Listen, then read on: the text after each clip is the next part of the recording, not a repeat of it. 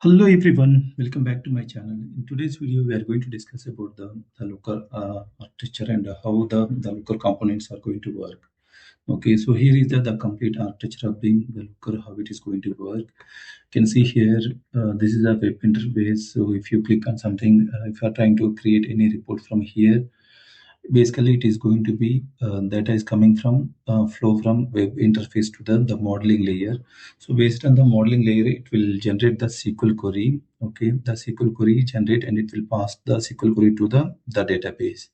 So it's a basically Looker is it's not a in-memory store. It's not going to store any data.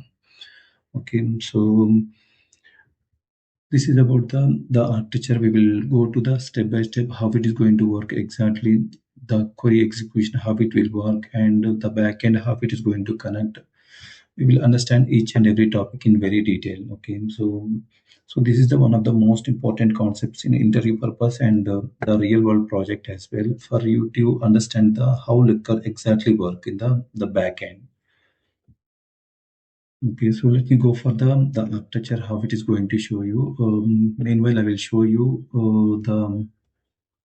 the Looker. So this is the Looker one. So basically, this is the web interface. It's a completely web interface one. So here I'm trying to create one sample report. I will show you how it will work. Let me go to the events explore.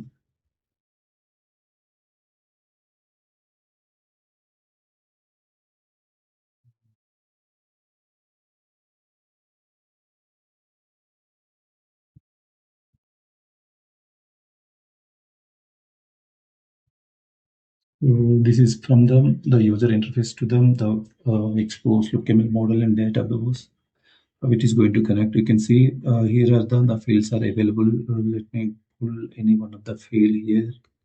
Let me pull events. Okay, so event type, based on the event type, I'm going to check the how many users are attending this event type.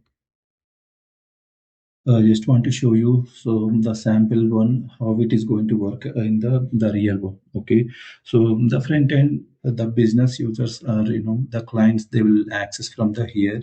Okay, they can see they pull the required field and it will generate the report. You can see the isolation will be available here. So based on the our data, so how it in the backend, how it is going to do, it will generate the SQL query. Okay, so this is the SQL query. It's generated in the backend. Okay, you can see it's a dynamically it's a generated. You can see here. So I will show you how it is this query is generating in the backend. Let me go to the LookML.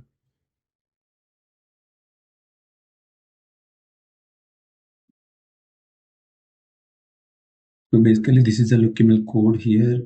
This is a user. So the user wise, I picked the count. This is the count, and from the events, I choose the event type. Here is the event type. So the both are from the different tables. Event is the one table and users is the another table. So both the tables we are trying to join in the model. Okay, you can see here I created one model here. Uh, So here is the event. Events is the one table and the users is the another table. So I'm trying to join this table based on the user ID. Okay. This is about the LookML code. I will explain in the further, but I just want to understand the how the architecture it is.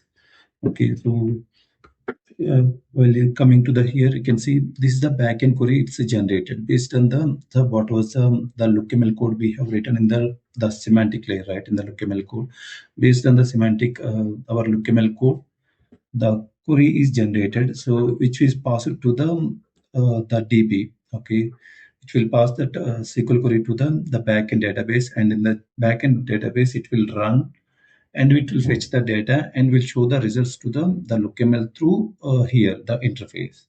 So we can see here, right, the interface level, we can see the data here. So once data is passed to here, the visualization, the Looker will visualize the data. So based on our what kind of visualization type we are selecting, based on that, it will show us. So this is the architecture. So this is the very high level and a very detailed level I'm trying to explain. Okay. And coming to the components, we can see the explorers are also one of the components, users also one of the component we are using here, and we are using the dimensions, queries, measures. Okay, so the LookML code also here you can see this is a LookML code for the architecture wise.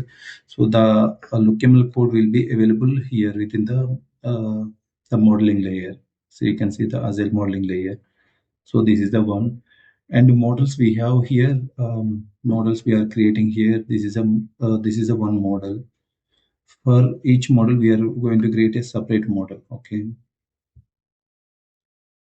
and a business logic also, and we can see the databases we are connecting to the